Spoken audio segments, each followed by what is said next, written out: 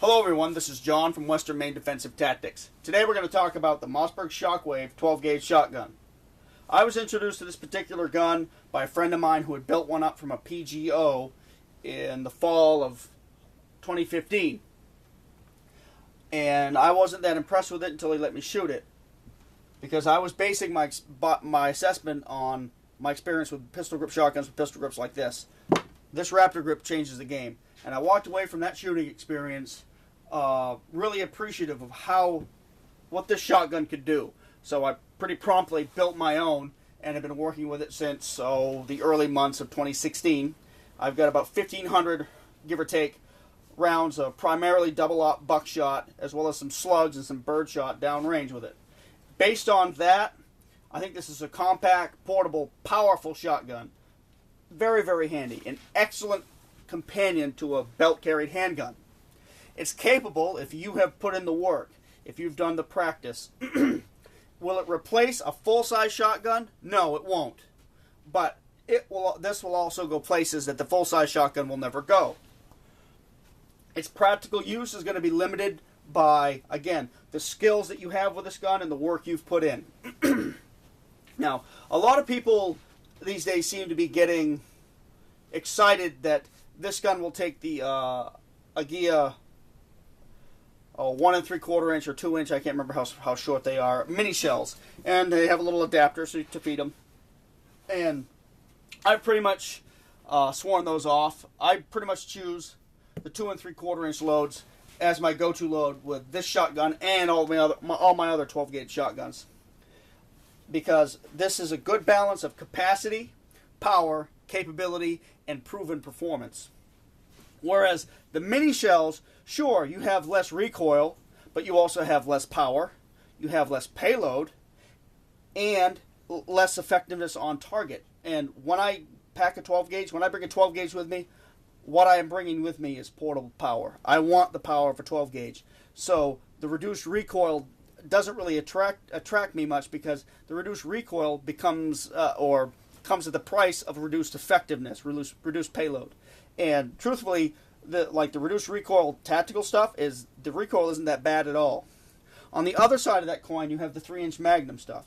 It has a bit more recoil, but also only holds 4 of these. It reduces your capacity by 1 round. These may have some use because they do pack more pellets in a given load. Let's say 9 for buckshot, 15 for buckshot. In a 2 3/4 inch, it's 9 pellets, and 15 in the 3-inch.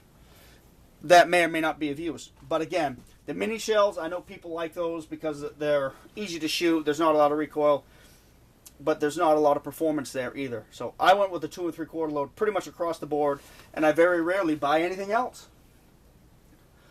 Okay, some will tell you that this shotgun is useless. Some will tell you that this gun is the ultimate defensive shotgun, or the ultimate home defensive shotgun, that sort of thing. My question to both groups is, how much work have you done, and how many rounds do you have through your particular gun?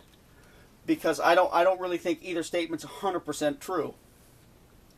You do need some upper body strength. You can't be recoil sensitive.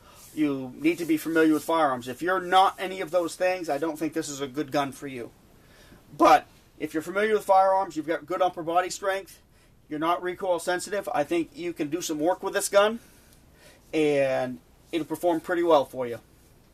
Again, it won't replace a stock shotgun, but it allows you the flexibility of taking a 12-gauge wherever you go, pretty much. But its real, let's say a less obvious value, is going to be introducing a whole bunch of shooters that wouldn't normally get a chance to play long-term, take it out to the range and shoot it on various occasions or whenever they want, a shorter barreled shotgun. This is going to introduce a whole generation of people to the idea of a short shotgun, so they can evaluate whether it's practical in their life or not. And I think that's a good thing. Now, some people are loath to call this a shotgun. They call this a firearm or a weapon or a gun or whatever, because they're a bit afraid that ATF will change its mind on the ruling on this weapon, on the shotgun, and say, well, what was formerly not covered by NFA is covered by NFA, leading to some legal complications. But I also believe that will probably result in a class action lawsuit if they change their mind. What may also happen is maybe they come to their senses. Maybe millions of people buy and enjoy these guns, and we tell our representatives, hey, I have one of these. There's nothing wrong with owning one. I should be able to take this pistol grip off, put a stock on it, go chase squirrels in the morning, come home, pull the stock off, and put the pistol grip back on, put it back beside my bed, with no paperwork, with no BS. You know, kind of like I'm a free human being, kind of like I'm not a slave, because this is my legally obtained, legally owned property. I shouldn't have to jump through a bunch of BS hoops. But anyway, that's getting out into the weeds. But this is a good shotgun if you work with it. It's portable, it's compact, it's powerful. It lets you take a 12 gauge with you just about anywhere, and it's nice and maneuverable inside tight quarters. And as far as practicality, well, this spring I used it to get rid of some rats that were in our grain room, and I was pretty impressed with how quickly and how easily I can engage small, fast-moving targets up close, and pretty effectively. It impressed me. It kind of surprised me how easy it was to do. Could I have done it with this shotgun? Probably, but it would have been a little bit more difficult to handle in the confined space I was in. A friend of mine used it the same friend that introduced me to the gun, used it to butcher his roosters this fall. So in that regard, is this a hunting shotgun? Well, if you can hit rats with it, if you can hit a chicken with it, couldn't you hit a rabbit with it? Couldn't you hit a squirrel? Sure. It's going to have limitations, and it probably wouldn't be my primary bird hunting shotgun, but you could probably make it do. If you saw a game animal and you just happen to have this and some game loads in the truck, you could make it happen. Anyway, but again, primarily a defensive gun, in my opinion. An excellent companion to a belt-carried handgun. It will give you the ability to make up for the lack of power in your handgun. Have this on tap.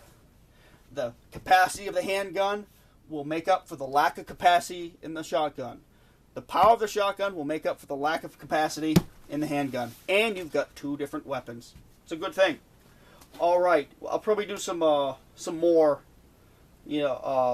shotgun reviews as we go on. Maybe an accessory review for this, and maybe a review on the Mossberg 500 because I've had those for quite a few years, and I hate to repeat what everybody else has said about it, but what can you say about a Mossberg 500 or a 590? They're pretty proven shotguns.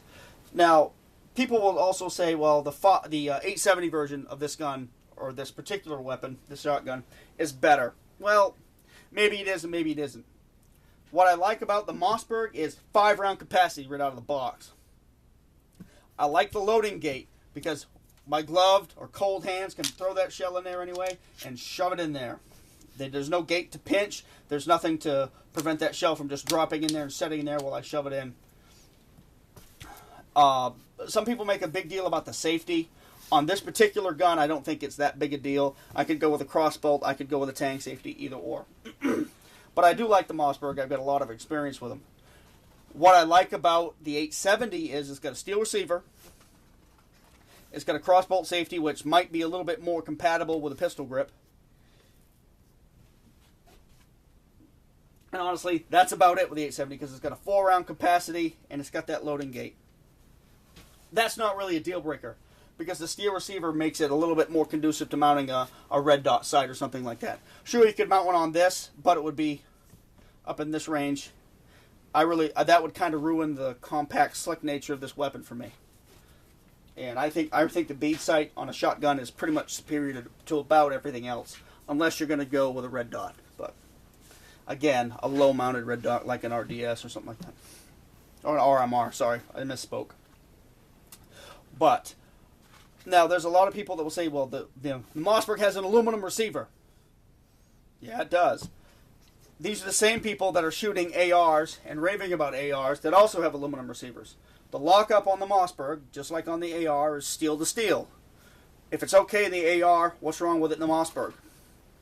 Long term, could you wear this gun out? Sure, but most people these days don't have the money to wear out a shotgun, whether it's an 870 or a Mossberg. But anyway, I'm not going to get big into the Mossberg debate or Mossberg versus 870 debate because I think they're both good guns. And in fact, there's probably 50 or 100 different examples or different brands of out-of-production pump shotguns that are just fine. because the pump shotgun's been around quite a while. It's a proven design. Shotguns in general are every man's gun. The gun for the common man, the gun for the average person who maybe you can only afford one gun for whatever reason. And you get the pump shotgun and you get by with it. Pretty well, actually.